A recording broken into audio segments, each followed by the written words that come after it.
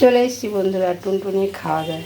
আজকে আবার একটা শর্টে দেখাবো চিংড়ি মাছ দই সরষে দিয়ে। চিংড়ি মাছগুলো ছাড়িয়ে নিয়েছি নুন হলুদ দিয়ে মাখিয়ে, আর এখানে কড়াইয়ে তেল দিয়েছি। খুব সহজ, সর্ষে বাটার মধ্যেই আমি হলুদ লঙ্কা আর এক ফোঁটা তেল দিয়ে নুন দিয়ে আমি এটা ম্যারিনেশন করে নিয়েছি। এবার চিংড়ি মাছগুলোকে এক ফোঁটা তেল দিয়ে নেড়ে নেব।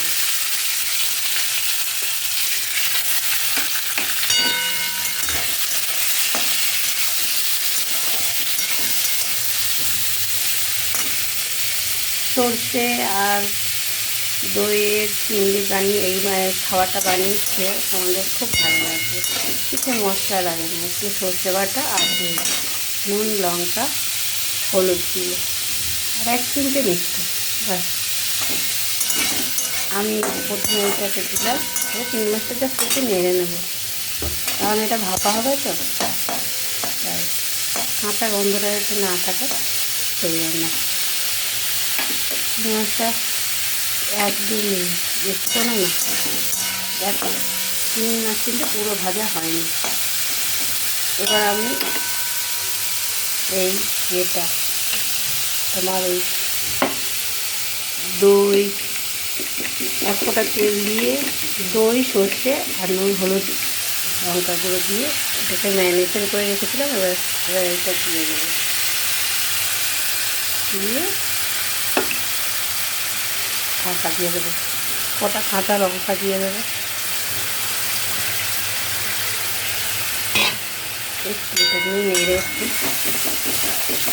চিংড়ি মাছ ভাপা। এটা আবার টিফিন কৌটোয় দিয়ে ভাতের মধ্যে দিলেও ভালো লাগে। বেসিন জিনিসটা করে একটা কৌটোয় করে ভাতে দিয়ে দিলে ভাতটা যতক্ষণ হবে। আমি একটু জল জল করছি, কারণ ভাতটা হতে সময় লাগবে। ভেঙে আছে হবে, অনেকটাই চিংড়ি মাছ আছে, প্রায় 500 মতো।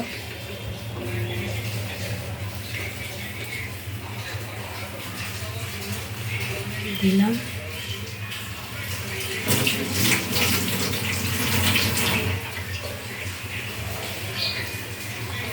ঝোলটা একটু ফুটে উঠলে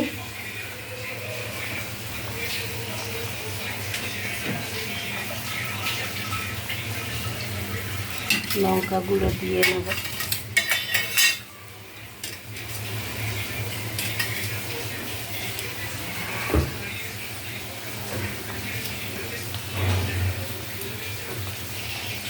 ঝোলটা মরে গেলে বাস আমার চিংড়ি মাছ রেডি। কত সহজে হলো বলো তো, কিছু না, মশলাটাকে বেটে নাও, তারপর ম্যারিনেশন করে কড়াই তেল দিয়ে একটু চিংড়ি মাছটা নেড়ে এটা দিয়ে ঢাকা দেবো। এবার জলটা যে শুকিয়ে আসবে নামিয়ে নেবো, ব্যাস। ওপর থেকে এক ফোঁটা কাঁচা তেল দিয়ে নামিয়ে নেব, হয়ে যাবে আমার চিংড়ি মাছ রান্না কমপ্লিট।